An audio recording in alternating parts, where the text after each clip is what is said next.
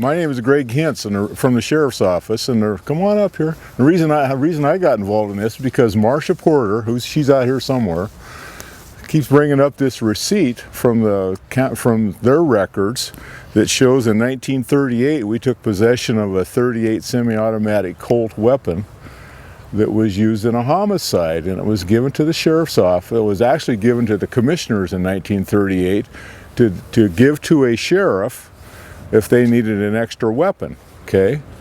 And I've been there 37 years and I've never seen this weapon, so she's always asked me, Greg, where's this weapon, okay? And so here's the court order and here's a copy of the receipt. I'll show you that. But that weapon was the one that was used by the suspect, and the suspect is C.W. Cates, and he's the one that shot Mr. Reed on July 21st of 1933. Is that how he died? That's how he died. He died he was a federal probation officer stationed here in Missoula, and he made an arrest of Mr. Cates, who lived at 508 North 2nd Street, but it was downtown and near the Palace Hotel. Okay. And I think there was a gallon of moonshine that turned out to be the evidence. And then he was taking Mr. Cates to jail, which is near the old jail was right next door in the parking lot of where the courthouse is today. And as they pulled up to the jail, 5 shots rang out, and it was a suspect who had shot Mr. Reed. He'd shot him twice, once through the body and once in the hand, and so that was probably a defensive posture he was in when he was shot in the hand. But the town marshal lived at 327 Woody Street, which is where the Uptown Motel is today, right across from the courthouse. And he had heard the shots and seen all the commotion.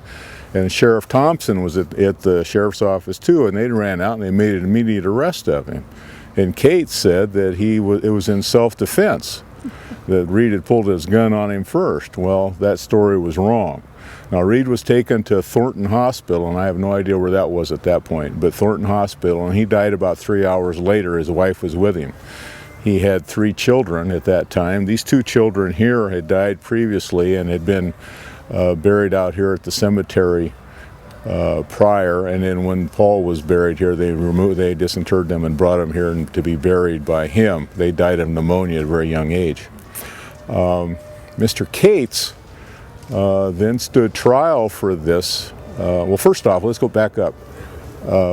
They went over and they found Reed's car, and it was parked near the vicinity of the Palace Hotel, kind of at corner of Ryman and West Broadway at that time.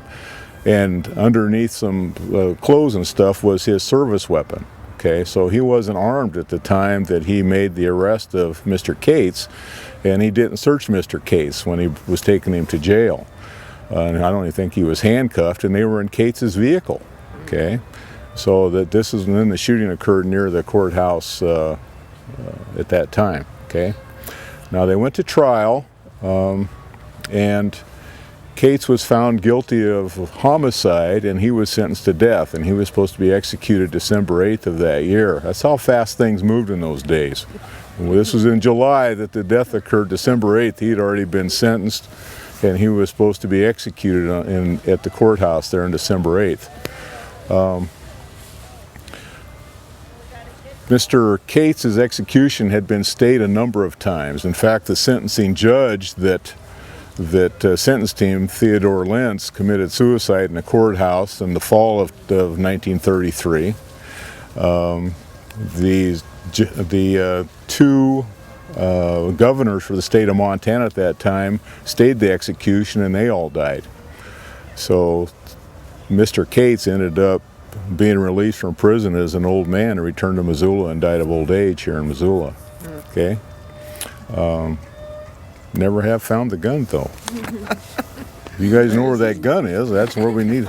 Yeah. Probably in the river. Huh? Well, actually, what happened back in those days when the sheriff was elected, he always owned all the property, and he owned the vehicles. And when he left office, he took all of that with him. Okay, and that happened until like 1971. And it wasn't until later on that now the county started buying the cars and supplied the equipment they needed. Property. Yeah, so somebody, when they left, they took this with them. They probably didn't know the history of it. In their private collection, don't even. Yeah, right. Yeah. Yeah. So, do you have any other questions? Okay. Thanks. Thank you.